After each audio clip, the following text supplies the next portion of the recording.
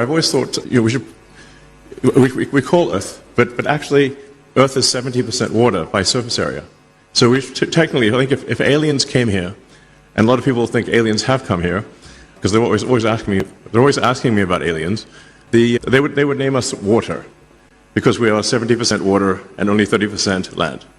So what that means is the potential for solving any given water issue is extremely good because there is so much water. There's obviously desalination required at times and the transport of water, but desalination, as I think most people know, has become very inexpensive and so really the availability of fresh water is simply about energy and transport. So when I talk to even very well-read, very smart people in the United States, they will often think, well, the water crisis is unsolvable. But in fact, it is very solvable. There are continuing breakthroughs in the efficiency of desalination. And I think we've got a great water future ahead of us, and I think a great sustainable energy future ahead of us. I'm kicking things off on a positive note, but I think with good basis for doing so. The next section is really just some questions or Q&A. If I heard correctly, what is the most important thing for solving the water crisis? Okay.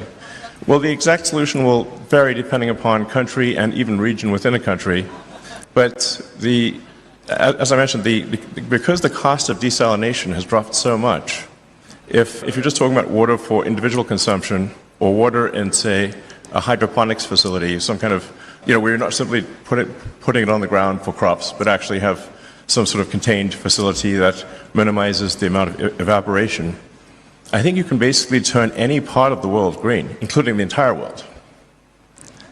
So it just begs the question of where does the energy come from? And here's where I think solar energy is very much underestimated in terms of its capability. So if you think about what would the Earth be without the sun, the Earth would be a frozen dark ice ball at roughly 3 degrees above absolute zero. It would be quite unpleasant. So, very cold and dark. But because of the sun, we're at quite a nice temperature, quite pleasant, roughly 300 degrees above absolute zero. And the sun powers almost the entire ecosystem is solar powered. When you say well, how much land would it take to generate electricity? There's a gigawatt per square kilometer of solar radiation that reaches the surface.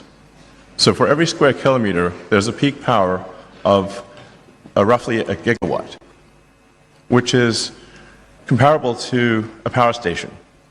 Now, the sun doesn't shine all the time, obviously. So when you net all of that out and say, well, how much energy per day does 1 square kilometer yield?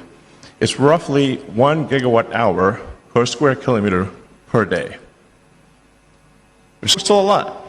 So, and if you do the rough math to power the United States, which is a heavy user of electricity, would take less than a 200 kilometer by 200 kilometer solar array, power the entire United States. And if you drive through the United States, there's plenty of sections of the United States where there is basically no people.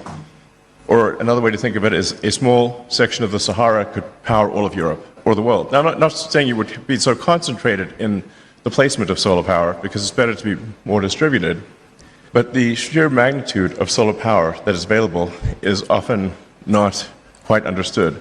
But the math of it is very clear. So I really would strongly recommend sort of a solar plus battery combination, or wind plus solar can solve all of the world's energy needs by a lot.